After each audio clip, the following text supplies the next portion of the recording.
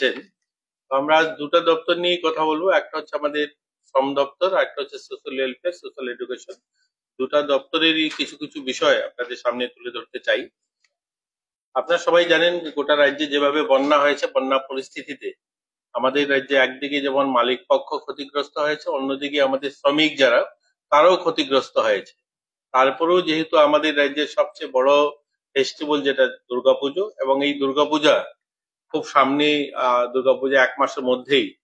তো এই আমাদের দপ্তর থেকে আমরা প্রত্যেক মালিক পক্ষ যাদেরকে প্রতি বছর যারা বোনাস দিয়ে থাকেন, এই ধরনের অর্গানাইজেশন গুলো যেমন সুইট শপ রয়েছে, টেইলারিং শপ রয়েছে, medicine shop, rice mill, hotel, restaurant, এই যে পেট্রোল পাম্প, বা আপনারাও রয়েছেন ওয়ার্কিং জার্নালিস্ট যারা, যেখানে 10 জনের বেশি শ্রমিক যারা কাজ করে, প্রেস হাউসে যাদের কাজ করে, সকলের জন্য আমরা নির্দেশিকা জারি করেছি তাদেরকে যেন গত বছর যেভাবে বোনাস দেওয়া হয়েছে তার থেকে একটু বাড়িয়ে যেন বোনাস দেওয়া হয়। আরেকদিকে চা বাগান, ইট ভাটা, যেখানে যেখানে 10 জনের বেশি শ্রমিক রয়েছে সেখানে যেন তারা বোনাসটা দিয়ে দেন, এবং সেটা নিয়ে যেখানে আলোচনার দরকার হয়, চা বাগানগুলোতে মালিক পক্ষ এবং আমাদের শ্রমিক পক্ষ থাকেন, এবং সেখানে আমাদের শ্রমিক সংগঠনগুলো একসঙ্গে বসে তারা নির্ধারণ করেন বোনাসটা কত হবে। তো সেটা যেন খুব শীঘ্রই দিয়ে দেওয়া হয়, এটা যেমন একদিক রয়েছে। অন্যদিকে আমাদের আপনারা জানেন আমরা ঘোষণা করেছিলাম, আমাদের মাননীয় মুখ্যমন্ত্রী বলেছিলেন যে নির্মাণ শ্রমিক প্রকল্পে আমরা আমাদের যারা শ্রমিকরা রয়েছে, নির্মাণ শ্রমিক যারা রয়েছে, প্রায় 42,981 জন শ্রমিক রয়েছে, তাদেরকে আমরা 4,000 টাকা করে দেব। আমরা ভাবলাম সেটা আপনাদের সামনে আমরা তুলে ধরি। ইতিমধ্যে 26,421 জন সেখানে জমা করেছে তাদের কাগজপত্র। আপনাদের মাধ্যমে ওই সমস্ত শ্রমিক বন্ধুদেরকেও আমরা বলতে চাই, যারা এখনো জমা দেননি তারা যেন তাদের কাগজপত্র জমা দিয়ে দেন। আমরা ইতিমধ্যে 11,365 জনকে পেমেন্ট করে দিয়েছি, 4,000 টাকা করে তাদের অ্যাকাউন্টে আমরা দিয়ে দিয়েছি। বাকি যারা রয়েছে তারাও যেন খুব শীঘ্রই পুজোর আগে সেগুলো জমা দিয়ে তাদের পেমেন্ট তারা নিয়ে নেন, এটা একটা দিক। দ্বিতীয়ত হচ্ছে আপনাদের বলতে খুশি হচ্ছে, আমরা 2024-25 আগস্ট মাস পর্যন্ত আমরা আমাদের নির্মাণ শ্রমিক যে প্রকল্প যেটা রয়েছে সেই প্রকল্পেও অন্যান্য 8টা সামাজিক প্রকল্প, সেগুলোর মাধ্যমে প্রায় 8,312 জনকে 5,32,33,089 টাকা ইতিমধ্যে আমরা পেমেন্ট করে দিয়েছি। আমাদের এখানে আপনারা জানেন ইএসআই যাদের রয়েছে, ইএসআই কার্ড যারা অসংগঠিত ক্ষেত্রে যারা কাজ করেন, তাদের মধ্যে 26,670 জন ইএসআই কার্ড সুবিধা প্রাপক যারা, তাদেরকে চিকিৎসা পরিষেবা বাবদ গত 1 বছর, অর্থাৎ গত যে ফাইন্যান্সিয়াল ইয়ারটা, এই ফাইন্যান্সিয়াল ইয়ারে আমরা প্রায় 2,63,00,000 টাকা আমরা তাদেরকে দিতে পেরেছি। তো এগুলো আমাদের ছিল মোটামুটি আপনাদের শ্রমিক যারা তাদের জন্য। আর একটা হচ্ছে আপনারা জানেন প্রত্যেক 6 মাস অন্তর অন্তর ভিডিএ করা হয়, অর্থাৎ যারা অসংগঠিত ক্ষেত্রে যারা কাজ করেন তাদের যে মজুরি যেটা, সেটা বৃদ্ধি করা, তাদের বোনাস সেগুলো নির্ধারণ করা হয়। যেমন সাফাই কর্মচারী যারা রয়েছে তাদের, গোল্ড মেকার যারা রয়েছে তাদের, বিভিন্ন পেট্রোল পাম্পে যারা কাজ করে, এবং অন্যান্য ক্ষেত্রে অনেকগুলো জায়গায় যারা কাজ করে, প্রাইমারি স্কুলে যারা কাজ করে, নার্সারিতে, auto rickshaw driver, high skill এবং স্কিল, সেমি স্কিল, আনস্কিল যারা লেবাররা রয়েছে তাদের মজুরি নির্ধারণ করা হয়। তো সেগুলো আমরা করে অলরেডি নোটিফিকেশন জারি করা হয়েছে, সেগুলো দিয়ে দেওয়া হয়েছে। তো প্রত্যেক 6 মাস অন্তর অন্তর করা হয়, সেটাও করা হয়েছে। তো আপনাদেরকে এটাই আমাদের বলার ছিল যে আমাদের শ্রম দপ্তরের অধীনে আমরা সমস্ত যারা এবার বোনাস যারা পাবেন, বিশেষ করে চা বাগান এবং ইট ভাটার যারা কাজ করেন, গ্যারেজে যারা কাজ করেন, বিভিন্ন কলকারখানায় যারা কাজ করেন, সকলকে আমরা আজকে আপনাদের মাধ্যমে মালিক পক্ষকে আমরা অনুরোধ করব, এবার এই বন্যা, ভয়ানক বন্যাতে আমাদের শ্রমিকরা অনেক ক্ষয়ক্ষতি হয়েছে, তাই বোনাসটা যেন খুব শীঘ্রই দিয়ে দেওয়া হয়। এটা নিয়ে আলোচনা যেখানে যেখানে দরকার সেটা যেন ওনারা করে নেন। এটা ছিল আমাদের শ্রম দপ্তরের। এটাতে যদি কিছু আপনারা জিজ্ঞাসা করতে চান তাহলে করতে পারেন। তো বাকি আমরা আমাদের সোশ্যালের একটা বিষয় রয়েছে, সেটা নিয়ে আপনাদের সামনে আমরা আলোচনা রাখবো। শ্রম দপ্তরে কিছু জিজ্ঞাসা করবেন?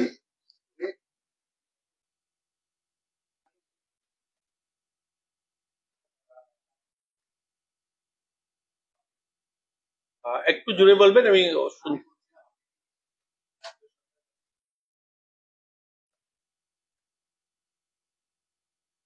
আর সব জায়গায় দেওয়া হয় না, এটা আমরা প্রয়াস থাকে আমাদের কাছে, যতক্ষণ পর্যন্ত শ্রমিক পক্ষ আমাদের কাছে কমপ্লেইন না করে আমরা সেখানে গিয়ে করতে পারি না কিছু। আমরা চাইবো আপনাদের মাধ্যমে কোনো অর্গানাইজেশন যেখানে 10 জনের বেশি কর্মচারী থাকবে, ওই সমস্ত অর্গানাইজেশনে যদি তাকে যেগুলো পাওয়ার কথা সেগুলো যদি না পেয়ে থাকে, তারা যদি আমাদের কাছে আমাদের ডাইরেক্টরিতে লিখিত কমপ্লেইন করে, তাহলে আমরা যথাযথ সরকারি নিয়ম অনুযায়ী তার ব্যবস্থা গ্রহণ করা হবে। আমরা গত বছর, আমি ওনার প্রশ্নের, গত বছর আমরা প্রয়াস নিয়েছিলাম আমাদের এইখানেই, আমাদের এই সেক্রেটারি বিল্ডিং এ যত আউটসোর্সিং কোম্পানি রয়েছে, আমাদের এখানে প্রায় 40টার উপরে আউটসোর্সিং কোম্পানি রয়েছে, যারা গার্ড সাপ্লাই করে, যারা হাউসকিপিং সাপ্লাই করে, সুইপার কর্মচারীদেরকে সাপ্লাই করে, তাদেরকে আমরা ডেকে বৈঠক করেছি এবং তাদেরকে আমরা প্রথমেই ধরে নিতে পারেন, আমরা অনুরোধ করেছি তাদেরকে যেন শ্রমিককে বঞ্চিত না করা হয়, শ্রমিকের যে তার অধিকার সেটা যেন সুনিশ্চিত করে তাদেরকে যেন বোনাস দেওয়া হয়।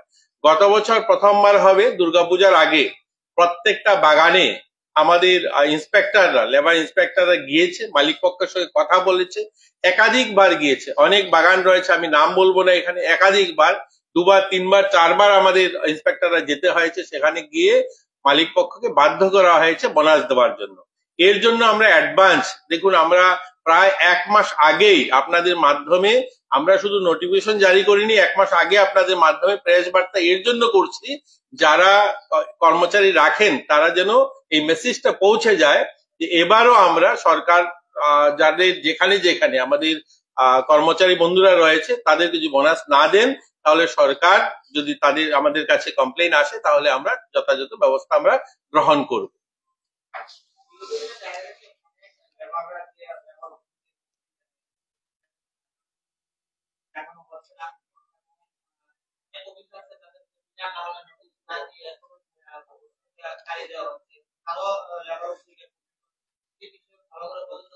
আর যদি এরকম আমার সামনে আসে আমি নিশ্চয়ই দেখবো। আমি আমাদের ডাইরেক্টর রয়েছেন, উনি নিশ্চয়ই দেখবেন, আপনার কথা উনি নোট করছেন, দেখবেন যদি এরকম কোনো তথ্য থাকে। আমি এবারও বলছি, আমাদের এবার যেটা নিয়ে আমরা কথা বলছি বোনাস নিয়ে, বোনাস যেখানে আমাদের 10 জনের বেশি কর্মচারীরা রয়েছে সেখানে তারা বোনাস যে নির্ধারণ করা হবে সেই অনুযায়ী যেন তারা বোনাসটা দেয়, এবং আমি আশা করব যে এরা দেবেন আমাদের কর্মচারীদের স্বার্থে। আমাদের এখানে চা শ্রমিক বলে আমি বলতে পারবো না আপনাকে, 8,000-এরও বেশি পরিবার, প্রায় 8,000-এর বেশি পরিবার চা শ্রমিক রয়েছে। আপনাদের বলতে খুশি হচ্ছে আমার, আমাদের ত্রিপুরা রাজ্যে পূর্ণ রাজ্যের মর্যাদা পেয়েছে, 50 বছর আমরা পার করেছি। এই 8,000 পরিবার যারা চা শ্রমিক পরিবার রয়েছে, এই গভর্নমেন্ট আসার পর প্রথমবার এদেরকে চা শ্রমিক প্রকল্পে জমির অধিকার, অর্থাৎ এদেরকে ভূমি দেওয়া শুরু হয়েছে। ইতিমধ্যে 3,000-এরও বেশি পরিবারকে জমি দেওয়া হয়েছে, জমির পাট্টা দেওয়া হয়েছে। তো আমাদের এই সরকারের প্রায়োরিটি হচ্ছে আমাদের অন্তোদয় যারা, সমাজের পিছিয়ে পড়া মানুষ যারা, তাদেরকে উন্নয়ন করা, তাদের জীবনমান উন্নয়ন। তো পাশাপাশি বোনাসটাও নিশ্চয়ই আমরা চা বাগানগুলোকেও চিঠি দিয়েছি। বাগান যদি আমাদের সেখান থেকে আমাদের শ্রমিক সংগঠনগুলো কোনো সমস্যা হলে আমাদের স্থানীয় জেলা স্তরে যেগুলো অফিস রয়েছে সেখানে যোগাযোগ করলে আমরা তাদেরকেও সাহায্য করব।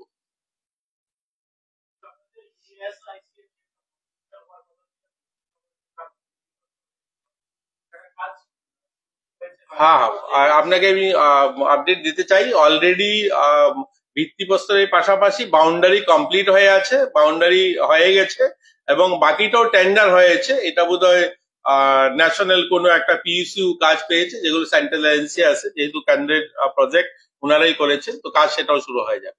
বাউন্ডারি অলরেডি কমপ্লিট হয়েছে, যারা বাউন্ডারি কাজ পেয়েছিল তারা করে নিয়েছে, বাকি বিল্ডিং এর কাজটাও শুরু হবে।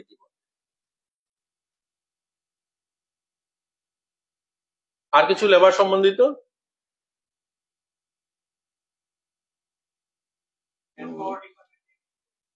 গ্রুপ সি গ্রুপ ডি কি আপনারা তো জানেনই, সেটা দিয়ে দেওয়া হয়েছে আমাদের। গ্রুপ সি তো আগেই দেওয়া হয়েছিল, গ্রুপ ডি তেও জানেন যে 2,500 পদ ছিল, 2,500 পদের মধ্যে যে দেওয়া হয়েছে আমরা যদি দেখি, তো টোটাল 2,500 পদ ছিল, সেখানে ইউআর 1,300, এসসি 425, এসটি ছিল 775।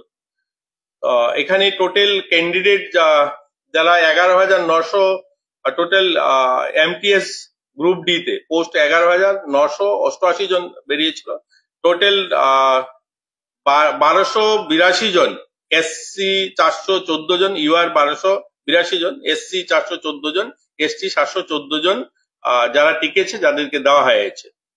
তো এটা তো আপনারা জানেন, সব ডিক্লেয়ার করে দেওয়া হয়েছে। এটা সম্বন্ধে গ্রুপ সি তে সবাই জয়েন করেছে। শুনুন, এটাও আমি কিছু পত্রপত্রিকায়, কিছু মিডিয়ার মাধ্যমে দেখতে পেয়েছিলাম যে কেউ কেউ বলছেন না হাজার সংখ্যায় জয়েন করবে না, এরকম নয়। গ্রুপ সি তে যতজনকে অফার দেওয়া হয়েছে সবাই জয়েন করেছে। জয়েন করার পরে এনওসি কেউ কেউ অ্যাপ্লাই করেছে, সেটা খুব মিনিমাম সংখ্যায় 2-4 জন এনওসি অ্যাপ্লাই করেছে যে আমরা অন্য কোথায় ফিউচারের জন্য। এটা আজকে শুধু নয়, এটা বরাবরই সারা দেশেই এই নিয়ম রয়েছে। কেউ যদি বেটার কোনো অপশন থাকে তার ফিউচারের জন্য, তো সে অ্যাপ্লাই করতে পারে, তাকে এনওসি দিতে হবে। এটাও গ্রুপ সি গ্রুপ ডির ক্ষেত্রে নয়। আমাদের টিসিএস অফিসার যারা আছে তারাও যান বাইরে, আইএসরা যান, টিসিএস অফিসাররা যান, সবাই যান, তার বেটার অপশন যদি পায় সেখানে যেতে পারে। এরকম না যে গ্রুপ সি থেকে খুব চলে গেছে। গ্রুপ সি তে খুব মিনিমাম সংখ্যায় অ্যাপ্লাই করেছে। গ্রুপ ডি তে এখন ঘোষণা হয়েছে, নিশ্চয়ই তাদেরকে দেওয়ার পরে 2-4 জন অ্যাপ্লাই করতেই পারে, এটার মধ্যে কোনো বাধ্যকতা নেই, কেউ যেতে পারবে না। কিন্তু এরকম যে বলা হচ্ছে যে চলে যাবে, এরকম অপশন নেই। আজকের দিনে আপনারা জানেন সরকারি চাকরি পাওয়াটাও কঠিন। আজকের দিনে সরকারি চাকরি সংখ্যা ধীরে ধীরে কমে যাচ্ছে, তাই এখানে কম্পিটিশনটা একটু বেশি। এখান থেকে বললেই চলে যাবে না সবাই, 2-4 জন যেতে পারে, হয়তো কিছু আছে যারা হাই ট্যালেন্টেড ভাববে, অন্য কথা কোনো অপশন থাকলে যেতে পারে।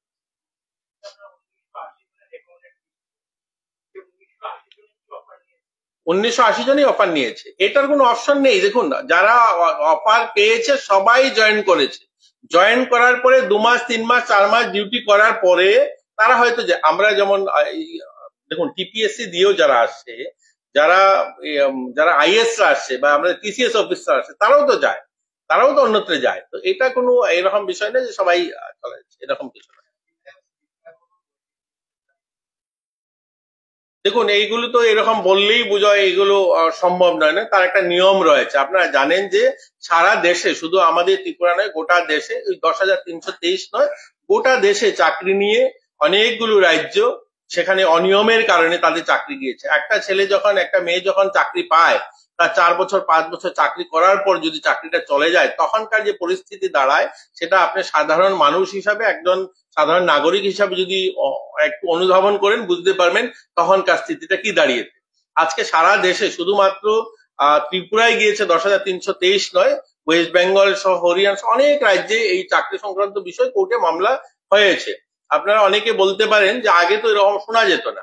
আগে ভারতীয় যে ব্যবস্থাপনা, আমাদের চাকরির যে ব্যবস্থাপনা, সেটা সেরকম ছিল না। আজকের সময় বদলেছে। আজ 2010-এর পর থেকে অনেক বদলেছে। আজ আরটিআই এসছে, কোর্ট অনেক বেশি অ্যাক্টিভলি কাজ করছে। আজ আগে আরটিআই ছিল না, মানুষ জানার অধিকার ছিল না, আজ কিন্তু সমস্ত কিছু পরিষ্কার।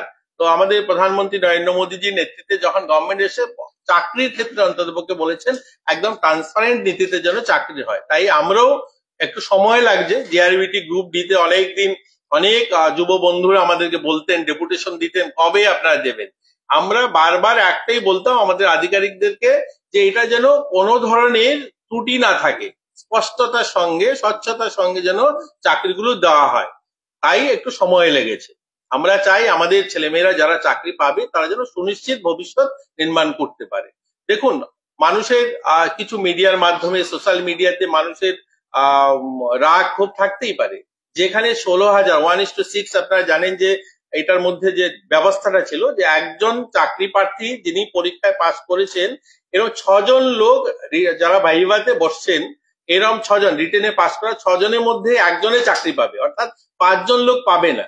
16,000 লোক যারা রিটেনে টিকেছে, এর মধ্যে 2,500 চাকরি পাবে। তো অবভিয়াসলি বাকি সংখ্যা যারা থাকবে তারা মন খারাপ করবেই। এখানে মেধা মেধা নয়, এগুলো যে চর্চা চলছে, এটার কোনো 6 জন লোক, 6 জনের মধ্যে একজন চাকরি পাবে, 5 জন পাবে না, এটা পরিষ্কার। তো সংখ্যাটা যেহেতু কম, ডিমান্ডটা যেহেতু বেশি, তার জন্য একটু মানুষের মধ্যে মন খারাপ থাকতেই পারে। কিন্তু আমরা চাকরি নিয়ে কোনো ধরনের মানুষকে হেনস্থা হোক এই তো আমরা চাই না। আমরা চাই চাকরি যেন মানুষ এই চাকরিটা পাওয়ার পরে তার সুনিশ্চিত একটা ভবিষ্যৎ নির্মাণ করতে পারে। ইতিমধ্যে এগুলো প্রসেস চলছে, হয়ে যাবে, যেহেতু ডিক্লেয়ার হয়ে গেছে হয়ে যাবে।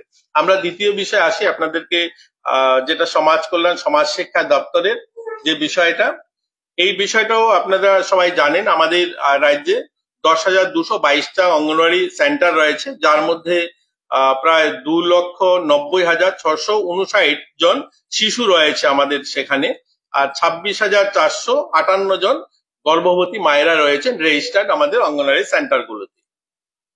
ইতিমধ্যে আমরা কেন্দ্র সরকারের যে অর্থের ইয়েতে আমরা নতুন করে 216টা অঙ্গনওয়াড়ি সেন্টার আমরা নতুন করছি। এর মধ্যে 44টা অঙ্গনওয়াড়ি সেন্টার যেখানে রিয়াং শরণার্থী শিবির হয়েছে সেখানে করা হচ্ছে। এছাড়াও পিএম জন্মন প্রকল্পে আমরা 77টা নতুন অঙ্গনওয়াড়ি কেন্দ্র চালু করা হয়েছে, যেখানে ব্রু সেটেলমেন্ট এরিয়া, সেখানে সেগুলোকে করা হয়েছে। আপনারা জানেন এই 10,222টি অঙ্গনওয়াড়ি কেন্দ্রের মধ্যে আমাদের রাজ্যে 9,210টা অঙ্গনওয়াড়ি সেন্টার আমাদের বিল্ডিং রয়েছে, পাকা বাড়ি রয়েছে। আমাদের ডোনার মন্ত্রণালয় থেকে আরো নতুন পাকা বাড়ি নির্মাণের জন্য আমরা 47টা অঙ্গনওয়াড়ি কেন্দ্র নতুন পাকা বাড়ি নির্মাণের জন্য মঞ্জুরি পাওয়া গেছে। এর মধ্যে 32টা অঙ্গনওয়াড়ি কেন্দ্র পাকা বাড়ি নির্মাণের কাজ শেষ হয়েছে, বাকি 15টা অঙ্গনওয়াড়ি কেন্দ্রের নির্মাণের কাজ চলছে। এতে মোট 4,52,00,000 টাকা আমরা ডোনার মন্ত্রণালয় থেকে পেয়েছি।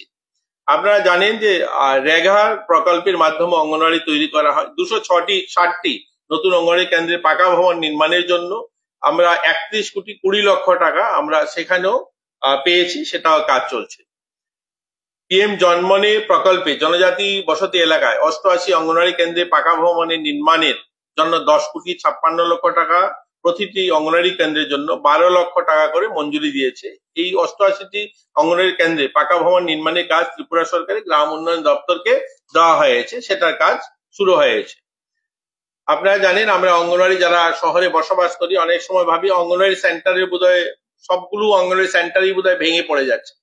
আমাদের যে অঙ্গনওয়াড়ি সেন্টার গুলো রয়েছে, আমি প্রথমেই যেটা বললাম 10,222টা অঙ্গনওয়াড়ি সেন্টার, যার মধ্যে আমাদের ওই অঙ্গনওয়াড়ি সেন্টার 9,210টা অঙ্গনওয়াড়ি সেন্টার বিল্ডিং রয়েছে। এই বিল্ডিং গুলোর মধ্যে আমরা ধলাই জেলাতে ইতিমধ্যে আপগ্রেড করার জন্য ধলাই জেলাতে হাতে নেওয়া হয়েছে 2 কোটি টাকা অনুমোদন দিয়েছে সরকার, যেখানে প্রত্যেকটা অঙ্গনওয়াড়ি সেন্টারে আরো লাগানো হচ্ছে এবং এলইডি টিভির ব্যবস্থা করা হচ্ছে ইলেকট্রিসিটি সহ। তো আমরা ধলাই জেলাকে প্রথম ধরেছি, সেখানে ধলাই জেলা অঙ্গনওয়াড়ি সেন্টার গুলোতে টিভি থাকবে, আরো থাকবে এবং ইলেকট্রিসিটির ব্যবস্থা করা হচ্ছে। এছাড়াও আমাদের ভারত সরকার আরো আমাদের 2024-25 অর্থ বছরে 274টি অঙ্গনওয়াড়ি কেন্দ্রকে সক্ষম অঙ্গনওয়াড়ি করার জন্য 2,74,00,000 টাকা অনুমোদন দিয়েছে। আর আমাদের প্রয়াস রয়েছে রাজ্যের প্রত্যেকটা অঙ্গনওয়াড়ি সেন্টার যেগুলো আমাদের ঘর রয়েছে প্রত্যেকটাকে সক্ষম অঙ্গনওয়াড়ি করার জন্য। আর একটা আজকে সকালবেলায় আপনারা যারা গিয়েছিলেন আমাদের অভয়নগরে আমরা একটা উদ্ঘাটন করলাম প্রথমবারের মতো এমস, এটা হচ্ছে অঙ্গনওয়াড়ি পরিদর্শন এবং মনিটরিং সিস্টেম, একটা অ্যাপস বানিয়েছি আমরা। এই 10,000 অঙ্গনওয়াড়িতে আমাদের যারা সুপারভাইজাররা রয়েছেন সেখানে গিয়ে গিয়ে তারা যে ভিজিট করতে যান, অনেক সময় সংখ্যাটা যেহেতু বেশি সেখানে ভিজিটে তারা ফিজিক্যালি যান না, গিয়ে বাইরের থেকে করে নেন। তার জন্য আমরা নতুন যে অ্যাপসটা আজকে আমরা লঞ্চ করলাম, ওই অ্যাপসটা এভাবেই বানানো হয়েছে যিনি সার্ভে করতে যান বা ভিজিট করতে যান তিনি ওই সেন্টারে না গিয়ে করতে পারবেন না, অর্থাৎ এরকম ভাবেই ডিজাইন করা হয়েছে ওই অঙ্গনওয়াড়ি সেন্টারে গিয়েই ওনাকে ভিজিট করেই সেটাকে রিপোর্ট করতে হবে। অর্থাৎ ওই অঙ্গনওয়াড়ি সেন্টারের 50 মিটারের সারাউন্ডিং এর মধ্যেই ওই সুপারভাইজারকে যেতে হবে, তবেই সেটাকে রিপোর্ট আপলোড করতে পারবে। এই ধরনের একটা আধুনিক আমরা অ্যাপস আজকেই লঞ্চ করলাম আমাদের অঙ্গনওয়াড়ি সেন্টার গুলোকে যেন আরো ভালো পরিষেবা পায় মানুষ, সেখান থেকে সেই কাজটা করতে পারে তার জন্য শুরু হয়েছে। মুখ্যমন্ত্রী মাতৃপুষ্টি উপহার আমাদের একটা যোজনা চলছে, এর মধ্যে প্রায় আমরা 21,080 জন গর্ভবতী মাকে 4,21,60,000 টাকা ইতিমধ্যে আমরা দিয়েছি, যারা 2,000 টাকা করে প্রত্যেক মায়েরা পান যখন গর্ভবতী হন।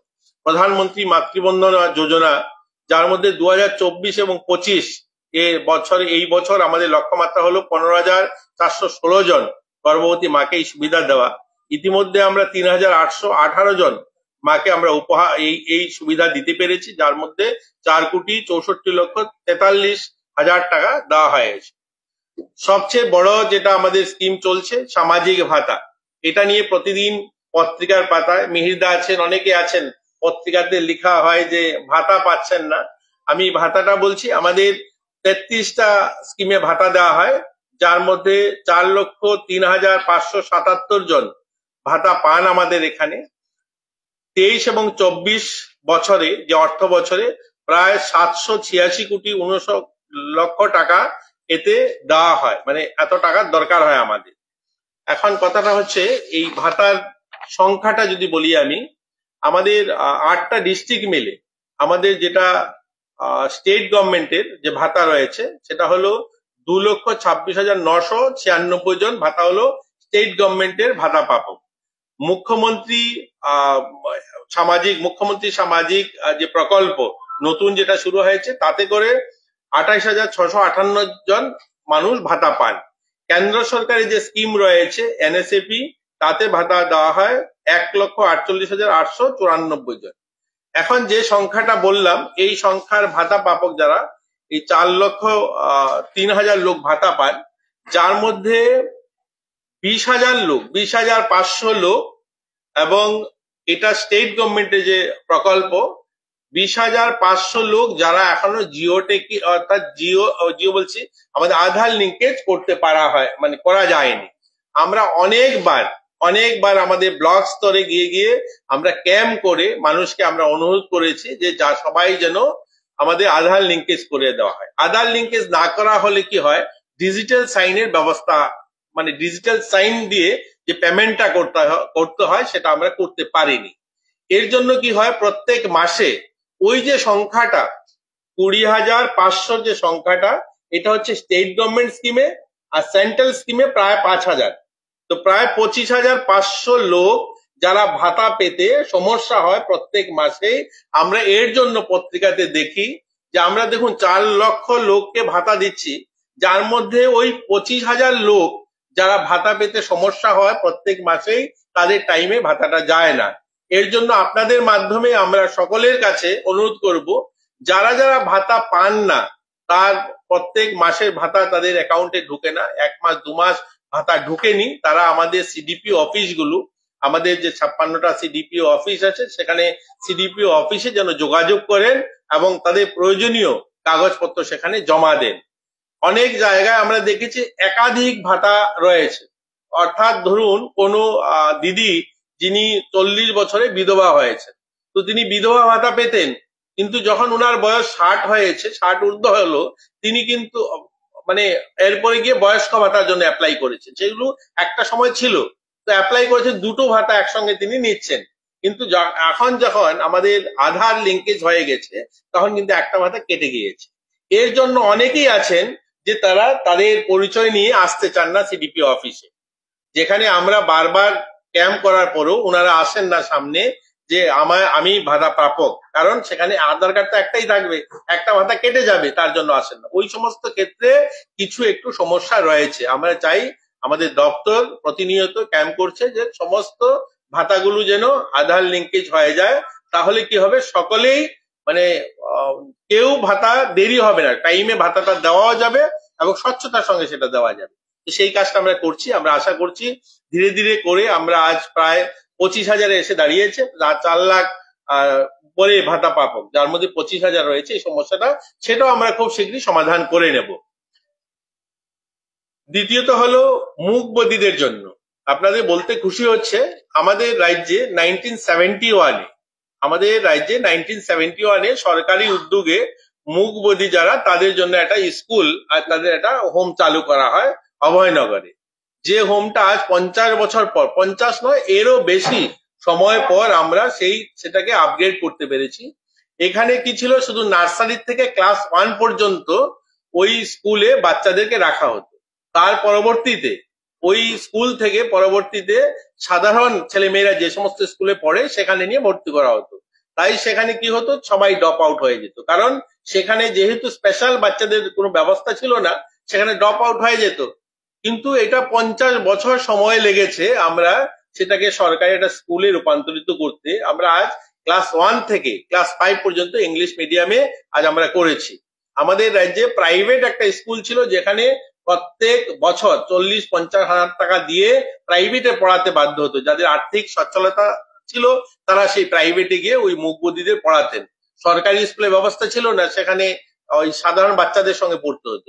আমরা আজকে এটাকে আবার নতুন করে ক্লাস 1 থেকে ক্লাস 5 পর্যন্ত ইংলিশ মিডিয়ামে আমরা করতে পেরেছি। সেটা আমাদের এখানে টিটিএডিসি এলাকাতে আপনার 2023-24 অর্থ বছরে শিশুদের জন্য আমরা 2,68,00,000 টাকা বরাদ্দ করেছি। আমরা 2024-25 আর্থিক বছরে সমাজ কল্যাণ সমাজ শিক্ষা দপ্তরে 59 জেলাতেও 1,34,00,000 টাকা দুটা শিশু হোম, একটা হচ্ছে আমাদের গোমতী জেলায় ঢালাকে শিশু হোমের কাজ চলছে, সেটার ব্যয় হবে সেখানে 2,68,00,000 টাকা, সেটা নির্মাণ কাজ শুরু হয়েছে।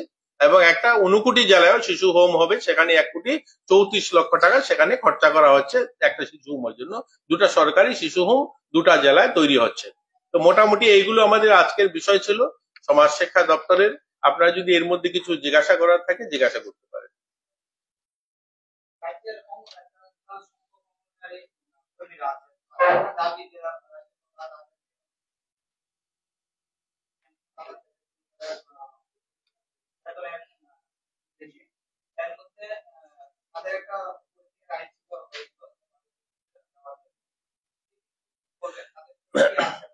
দেখুন, গ্র্যাচুইটির বিষয়টা আমাদের কাছে এসছে, কোর্ট রায় দিয়েছে, এটা সুপ্রিম কোর্টে গিয়েছে। আবার সুপ্রিম কোর্ট যদি বলে, যদি দেয় তাহলে তো দিতে হবে। সব রাজ্যে যেভাবে দেবে, কর্মচারীদের যা নিয়ম রয়েছে তা নিয়ম মেনেই করতে হবে। তো আমাদের দপ্তর থেকে বোধহয় সেটা সুপ্রিম কোর্টে মামলাধীন রয়েছে, সেটা মামলা শেষ হলে নিশ্চয়ই তারা যদি পাওয়ার থাকে তো পাবে তারা। দেখুন, কিছু কিছু গভর্নমেন্ট সুবিধা যেগুলো বলা হয়েছে, অঙ্গনওয়াড়িতে যাদেরকে ওয়ার্কার বা হেল্পার নিয়োগ করা হয়, যেগুলো কন্ট্রাকচুয়ালি নিয়োগ করা হয়, তার এটা সাম্মানিক দেওয়া হয়, তাদের বেতনভুক্ত নয়। আমাদের মাথায় রাখতে হবে, আর যারা গ্রুপ ডি তে চাকরি পেয়েছেন তারা রেগুলার কর্মচারী চাকরি পেয়েছেন, কিন্তু যারা অঙ্গনওয়াড়িতে যারা হেল্পাররা বা দিদিমণিরা কাজ করছেন তারা কিন্তু সাম্মানিক পাচ্ছেন। তাদেরকে কিন্তু এজ এ স্যালারি বা গভর্নমেন্ট যে রিক্রুটমেন্ট নিয়ম সেটা মেনে কিন্তু দেওয়া হচ্ছে না তাদেরকে। তো এগুলো আমাদের দেখতে হবে। এখন একজন রেগুলার কর্মচারী যা যা সুবিধা পান সব যদি তিনি দাবি করেন, সেটা নিশ্চয়ই সরকার দিতে পারবে না। আর কোর্ট যেটা সিদ্ধান্ত নেবে সরকার সেভাবে কাজ করবে। নতুন করে আমরা 28,658 জনকে ভাতা দিয়েছি। সবাই পাচ্ছে। আমি যেটা বললাম আপনাদেরকে, এখানে 4,03,577 জন ভাতা পান, যার মধ্যে 20,500 স্টেট গভর্নমেন্ট আর 5,000-এর মতো এনএসপি যেটা সেন্ট্রাল গভর্নমেন্টের। এই 25,500 লোককে ভাতা দিতে আমাদের সমস্যা হয়। ডিজিটাল যে সাইনের ব্যবস্থাটা সেটা আমরা করতে পারিনি, যেহেতু তাদের আধার, কেন্দ্র সরকার বলে যে আধার লিঙ্ক করতে হবে। আধার লিঙ্ক যেহেতু হয়নি, ডিজিটাল সাইনের ব্যবস্থা হয়নি, সেটা দিতে দেরি হচ্ছে। এটা যখন সলভ হয়ে যাবে সবাই একসঙ্গে ভাতা পেতে শুরু করবে, তখন আর এই সেই এখন যে সমস্যাটা হচ্ছে মাঝে মাঝে 2 মাস 3 মাস পাচ্ছেন না, সেটা একটা সমস্যা। আর আপনাদের মাধ্যমে আমি সবাইকে অনুরোধ করব, যারা ভাতা পাবো, আমরা চাই তারা যারা ভাতা পান না আমাদের সিডিপি অফিসে ওনারা যোগাযোগ করুন। আমরা বারবার বলি, আমরা পত্রিকাতেও এড দিই, যে ওনারা যেন সেখানে গিয়ে যোগাযোগ করেন, আধার কার্ড, ওনার যে বয়সের সার্টিফিকেট সেগুলো নিয়ে। প্রতিনিয়ত আমরা এটা কন্টিনিউ প্রসেস। এটার মধ্যে যখনই আমরা মুখ্যমন্ত্রী জনতা দরবারে আপনাদের মাধ্যমে মিডিয়ার বন্ধুরা যখনই পত্র পত্রিকা ইলেকট্রনিক মিডিয়াতে আমরা দেখি যে পাওয়ার উপযুক্ত সে তিনি পাচ্ছেন না, আমরা সঙ্গে সঙ্গে আমাদের অফিসারই সেটা করে দিয়ে থাকেন। ইতিমধ্যে অনেককে করে দেওয়া হয়েছে। আমাদের এটাও বুঝতে হবে যে আমরা সবাই, যদি আমাদের কাছে এরকম কেস রয়েছে যে একটা পরিবারে মা বাবা ছেলে রয়েছেন, এখন ছেলে চাকরি পেয়েছেন, পাওয়ার সঙ্গে সঙ্গে তিনি ওনার ফ্যামিলি রেজিস্টার আলাদা করে নিচ্ছেন, নিয়ে মা বাবাকে দেখছেন না। এগুলো সামাজিক বেদি, কিন্তু এগুলো আমাদের দেখতে হবে। যেহেতু আমি সমাজ কল্যাণ দপ্তরটা দেখি, আপনাদের বলতে কষ্ট হচ্ছে যে আমাদের রাজ্যে এতগুলো হোম, গভর্নমেন্ট সিদ্ধান্ত এই শুনলেন আপনি, 2টা শিশু হোম তৈরি করছি আমরা। শিশু হোম শুধু নয়, এখন সিদ্ধান্ত হয়েছে বৃদ্ধাশ্রম প্রত্যেক জেলাতে করতে হবে। আগরতলা যে বৃদ্ধাশ্রম গুলো, সেখানে জায়গা নেই, লোক থাকার জায়গা নেই, মানে আরো চাই।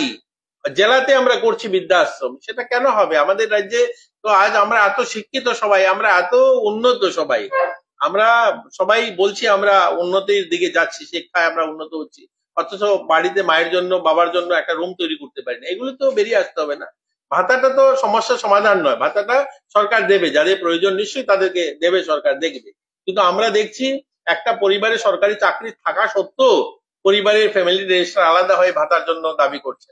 গরিব মানুষ যারা অসহায় গ্রামীণ এলাকাতে যারা আমরা পত্রিকাতে দেখি, অনেক সময় অনেক মিডিয়াতে দেখি, আমরা সঙ্গে সঙ্গে ব্যবস্থা নেই সেখানে যেন ভাতা পৌঁছে দেওয়া যায়।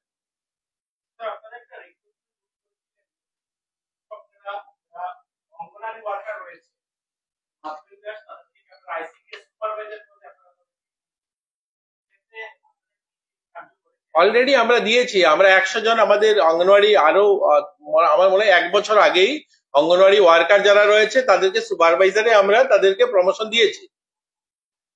হ্যাঁ, 100 জনকে আমরা একসঙ্গে 100 জনকে সুপারভাইজারে আমরা তাদেরকে দিয়েছি। ঠিক আছে, আর কিছু? ধন্যবাদ সবাইকে। কিছু হ্যাঁ, একটু দিয়ে দিন না।